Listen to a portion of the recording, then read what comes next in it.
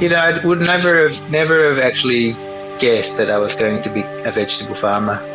I think we just have a beautiful life. We work really hard, but we have this diverse farming job. This is The Producers. I'm Anthony Huckstep. Inspired by farmers markets while working as scientists in the US, Stan and Bryony Robert of Fat Carrot Farm started forming a greater connection to the food that fueled their bodies. It led to a yearning to grow their own vegetables, and now they have an organic vegetable farm that supplies some of Hobart's best restaurants. Fat Carrot Farm is run by my wife Bryony and I. We are in southeast of Tasmania. We're about 30 minutes south of Hobart. We're pretty close to the coast in Oyster Cove, which is near to Bruny Island. It's got a really mild climate that's, I guess, moderated by being near the coast. So it never gets really hot here, and we don't get really cold either, like some other parts of Tassie do.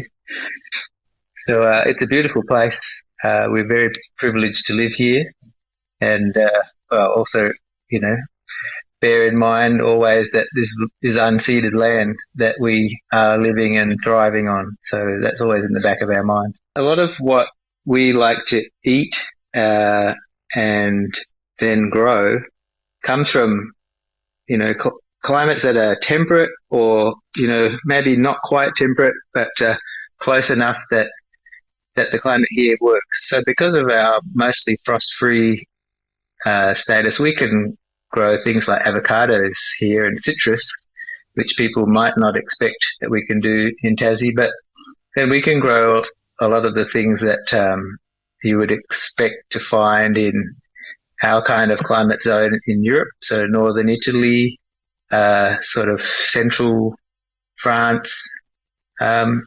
Most of that stuff will grow happily here, and that's what we do. We grow things from sort of similar climatic zones in other parts of the world.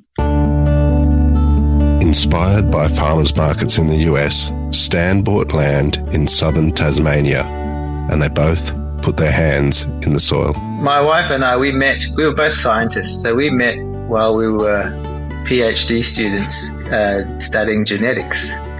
And on a very early holiday on Kangaroo Island in South Australia, we just both said to each other, we've got to live in the country. We're going to live in the country one day. We just knew it was going to happen, but it was hard to work out how that would happen as scientists, because mostly as scientists you live near a big city where there are universities or research institutions. But that was a thought that was parked in the back of our heads. But if we fast forward a while, we were living in the US, in Seattle. I was working at the University of Washington. We lived across the road from a farmer's market, which was our first introduction to farmer's markets. They didn't really exist here in Australia back then, which was in the late 90s.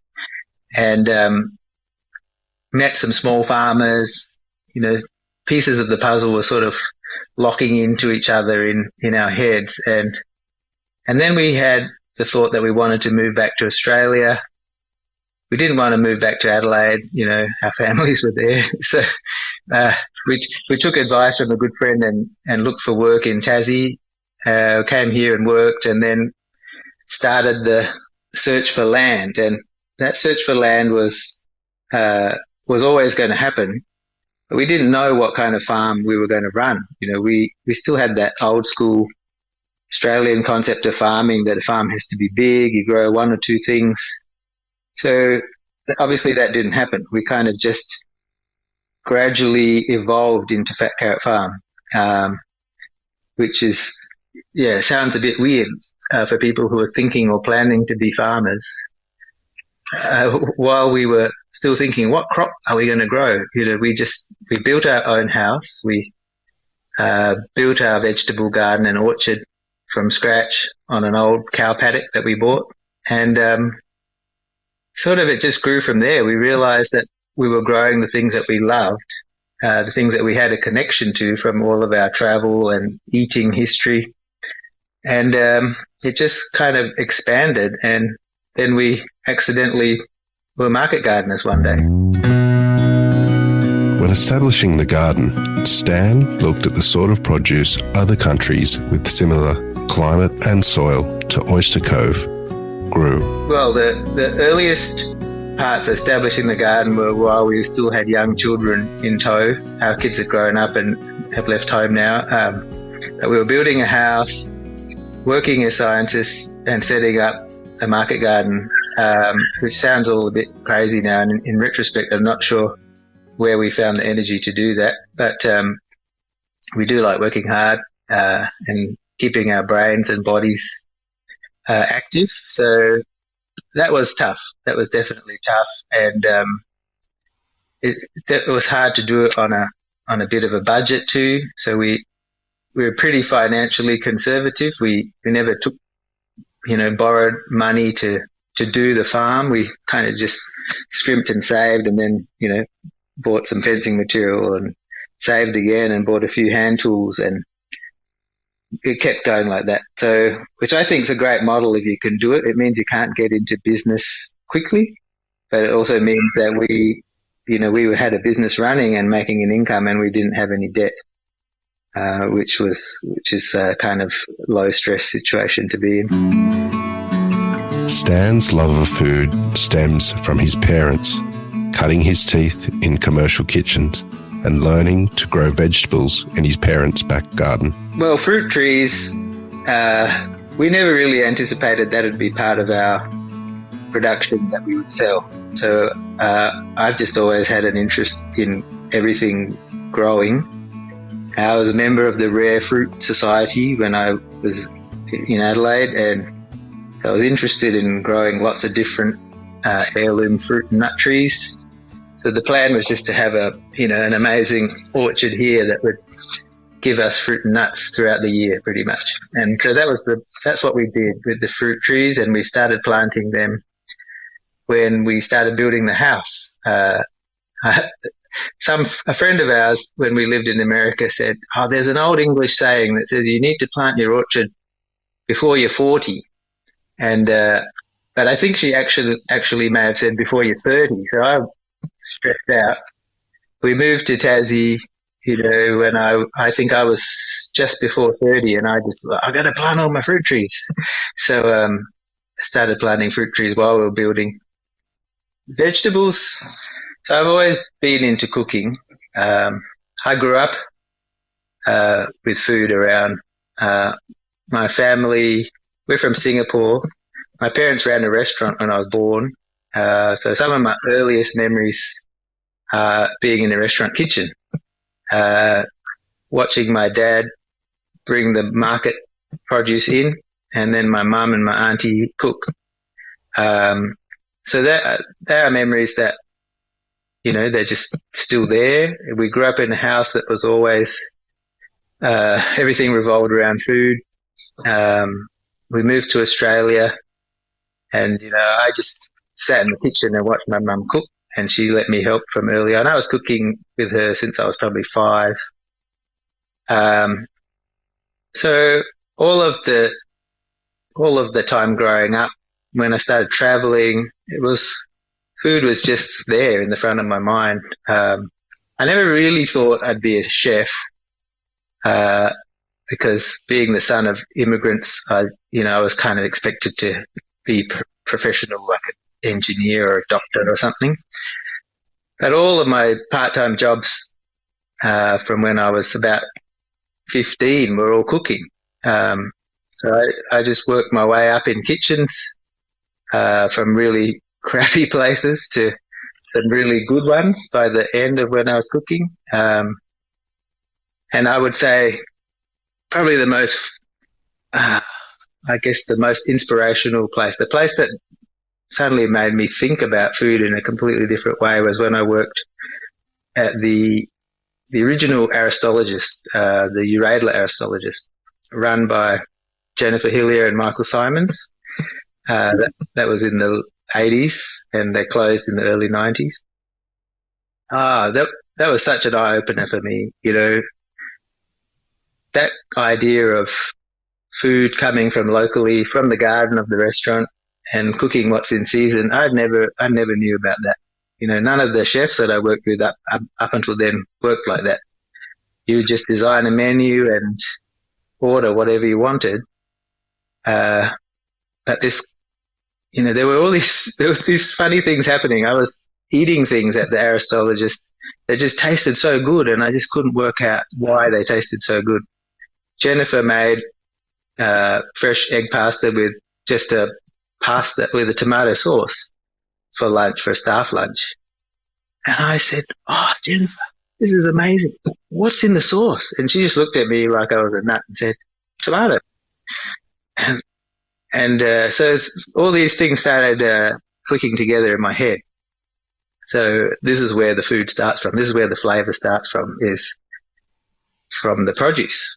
So I started growing stuff in the backyard when I was a teenager, which was a bit odd. Neither of my parents were into gardening as such. And I think, growing vegetables is a connection to all of the food that I've eaten around the world when I've travelled, places I've cooked.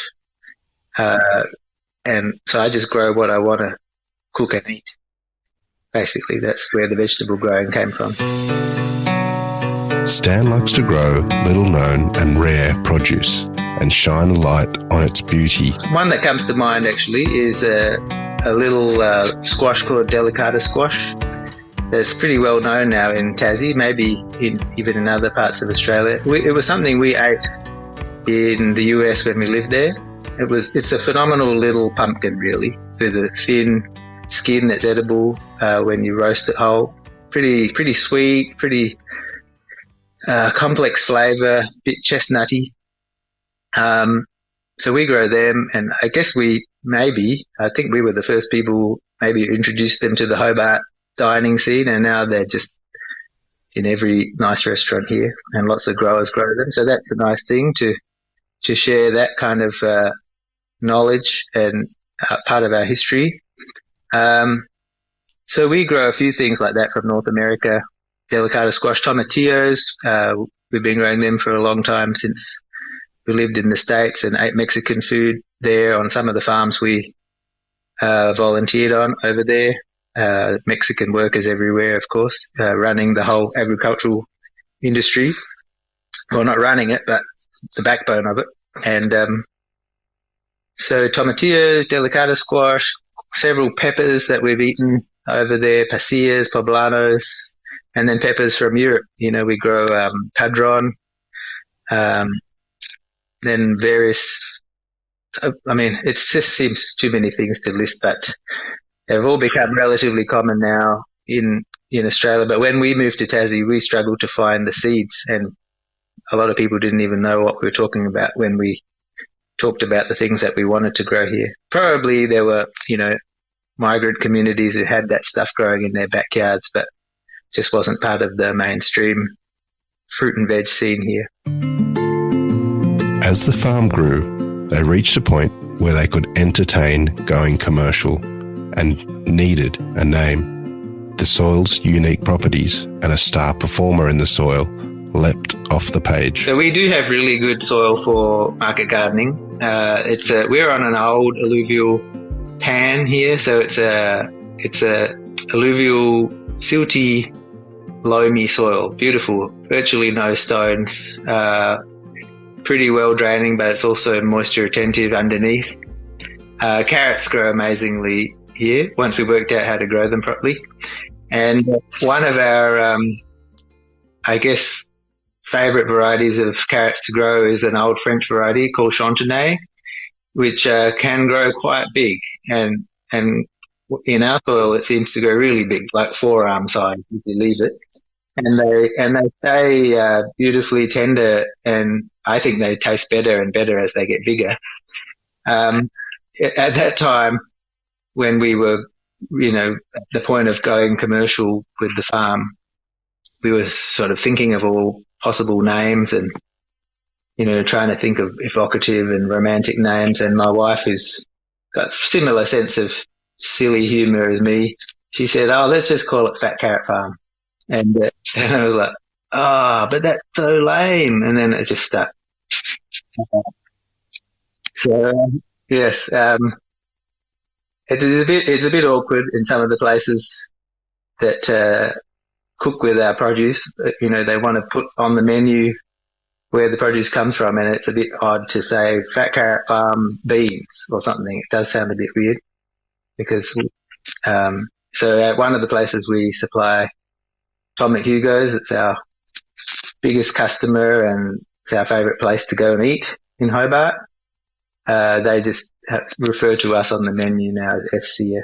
So maybe it will eventually turn into FCF. But When the problem of excess vegetables became a reality, it forced Stan to look for solutions. As the garden was sort of getting bigger, we were still just growing for ourselves, but I just loved so much growing vegetables and cooking and eating them that we just kept expanding. And we got to a point where, if you try to make sure you grow all your own vegetables, inevitably you'll have excess. And a friend of ours, Zoe Magnus, she was starting a co-op, like a vegetable and produce and dry goods co-op, about 10, 15 minutes south of us in a little hamlet called Woodbridge. She said, oh, well, if you've got spare produce, we'll buy it and put it into the vegetable boxes that we will assemble from other growers. And so we just started selling that way, which was great. And then we just sort of gradually transitioned into selling directly to restaurants and doing our own CSA, community supported agriculture type boxes. After dining in a Hobart restaurant, Stan formed a relationship with a chef who has used Fat Carrot Farm produce ever since. We've sold to a few places in Hobart, and currently the ones we sell to, we've had pretty good long relationships with them. Tom McHugo's, as I mentioned before, run by Tom Westcott as the chef, and Whitney Ball, who runs front of house. They're fantastic. They're local food legends here in Hobart. Everyone must know them by now.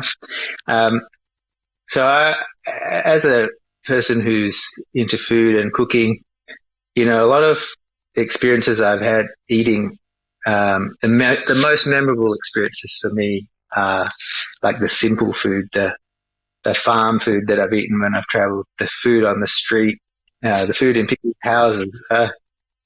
I did think that I wanted to cook in fine dining kind of establishment before, but when I look back, I just can't even remember half of those meals. They sort of just blur into nothing. Whereas the most memorable meals for me are the really simple things that I've eaten, as I said, on the street. And so we actually stopped eating out at restaurants for a while. And we went to a restaurant in Hobart though. It was a weird little place called the Pump House, I think it was called. And we just thought, oh, this menu looks good. So we just ordered a bunch of stuff, and it was really good food. And it was like, this is the best meal I've had in a restaurant for a long time. And so I introduced myself to the chef, which was young Tom Westcott. And we sort of kicked up a bit of a relationship there, and eventually I got back in touch with him not that much later when he was head chef at Franklin. Started selling produce to him. And soon after that, he told me that he was moving across the road to start Tom McHugo's with his partner Whitney Ball. And I said, well, I'm selling my produce to you, so I'll move with you. So we've been selling produce to Tom McHugo's since the start of Tom McHugo's. We've been selling produce to Templo since the start of Templo, when Matt Breen started it off. And he's not there anymore, but we still sell to Matt, at Sunny, the little wine bar. And that's a great place to go for a snack and a glass of wine. And we also sell to Peter Cooksley at Hamlet. Peter's a great person and a really great chef. And, we started selling to him when he was the head chef of Franklin and then have followed him to Hamlet. And Hamlet's such a great, you know about Hamlet. It's such a great social enterprise. They're doing fantastic things for the community and cooking delicious food. So it's another business that we're really happy to support. So the 4 restaurants that we supply to, it just really mesh with us on a personal level, and we love the food they cook. It's the food we'd eat. So makes sense for us to sell our stuff there. It's very hands-on at Fat Carrot Farm, from planting seed to delivery of produce. So that really varies, obviously, from season to season, and we are on a bit of a weekly cycle as well. So, for example, on a Thursday is our big harvest day, because that's our delivery to Hobart day. So, and part of our model is that we want everything to arrive at restaurants like in absolute peak condition, like as fresh as possible. So we do harvest pretty much everything that we sell on Thursday morning and then deliver it by lunchtime.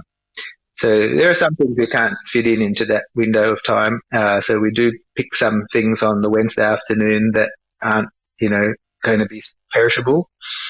But all the greens, all the herbs, even things like fennels, which I think, they don't keep out of the ground for as long as people think. I'd like to pick them on the Thursday morning. So Thursday morning, we'll wake up pretty early, have a coffee, and we've got our picking list printed, and we're just out there. And my wife and I, having been together for so long, we just work together really amazingly. She knows the things that she's good at picking. I know the things I'm good at picking, and we just do a lot of those picking jobs independently, but then some jobs we pick things together. We do the washing and packing all together under our big veranda of our farmhouse. And then we take off to Hobart and do a run, and it's a lovely time. We get to talk to the people who are cooking our food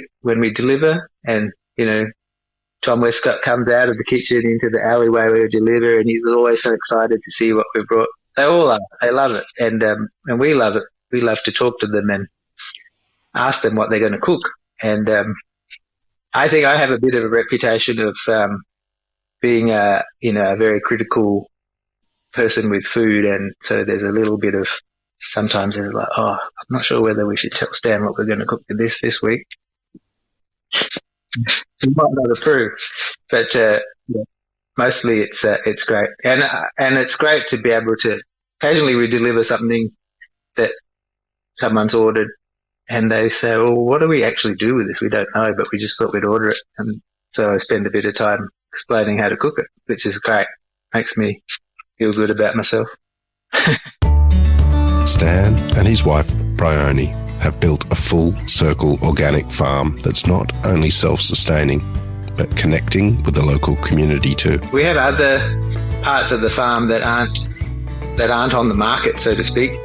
We try to have a whole farm system going on here. So we have free-ranging poultry. We've got turkeys, muscovy ducks, and chickens. And that's meat that we eat. We can't sell that meat based on the way the laws work here because we'd have to get them slaughtered at an abattoir.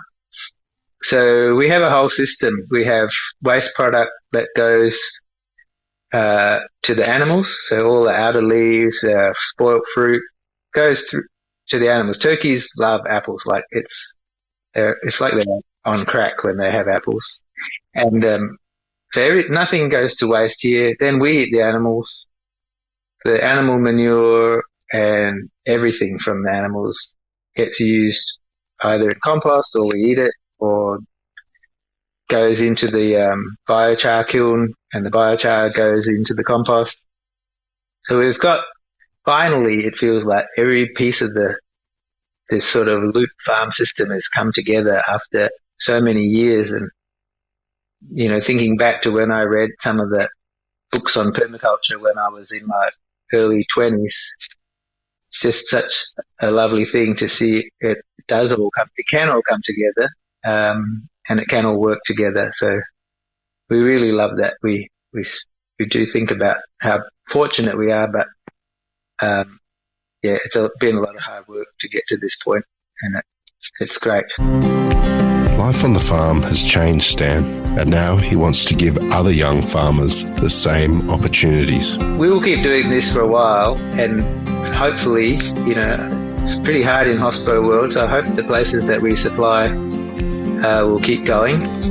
The chefs that we work with are all pretty young, they're all in their 30s, so I know chefs burn out, but I'd hope to work with the people that we're working with now for a few years. We are outside of the market garden on our property, which is not big, but it's bigger than the market garden.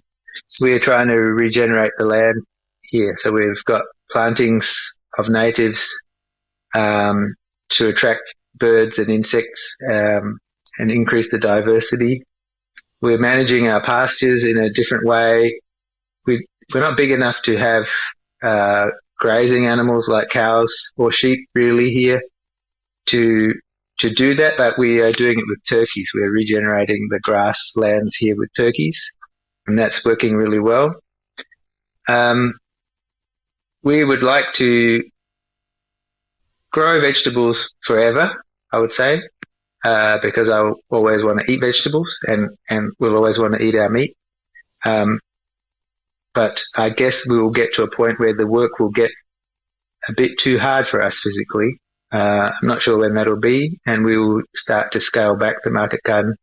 But there is another possibility that Bryony and I have spoken about, and that is to take on a young farmer or a farming couple and transition to them running it. Because one thing we were fortunate with back in the 90s, buying land here in Tassie, it was, they could barely sell land. It was so cheap. And now there's a big obstacle to young farmers wanting to get into the game. It's just the inability to buy land. And so if we can help some young farmers to get into farming, that would be good. We sort of do that already. We have volunteers who come who want to learn. We've helped a few young farmers start off their own places already. But I think it's just getting harder and harder for people to acquire land. So if we can somehow pass the farm on without actually leaving here, pass it on as a working enterprise to some young farmers, that would be something we'd like to work towards. The move from scientists to living the dream on the land has completely changed Stan's life. I would never have actually guessed that I was going to be a vegetable farmer. Even back 20 plus years ago when we thought we would farm. And it's just changed our life to an amazing degree. I think we just have a beautiful life. We work really hard, but we have this diverse farming job. We're both full-time on the farm. It's enough to pay for us to live, growing vegetables on just over 2,000 square meters, very intensively. Because we grow so many things, and we're both scientists by training, we just have this kind of passion for working out how to grow each crop optimally, how to grow everything so it's healthy and it tastes amazing, and also how to look after the soil. Like, that's the environmental considerations on our farm are maybe even more important to us than the taste. And so we are trying our best to improve soil health every season and to regenerate other parts of our property, planting trees. This was just a barren paddock before. So it gives us being vegetable farmers gives us a real intellectual challenge. It sounds a bit of a funny thing to say. We've got a lot of complex stuff going on at once. We're growing so many different crops that have different requirements, that have different growth periods, and getting that right for every crop. And, we're still learning a lot, but each year we're sort of nailing a new crop. And it's really satisfying intellectually and physically for us, the kind of work that we do. We've kept it mostly all manual, and we both like working hard with our bodies, and so I think it's kept us physically healthy, good for our mental health, and we just get to eat the best produce around, I reckon. Fat Carrot Farm is a wonderful example of not only self-sustaining farming, but finding a greater connection in the community and the restaurant sector too.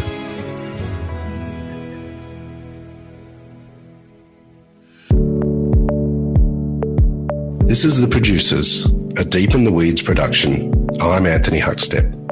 Stay tuned as we share the stories of producers, farmers, makers and growers, the true lifeblood of the food industry. Follow us on Instagram at Producers Podcast or email us at producerspodcast@deepintheweeds.com.au.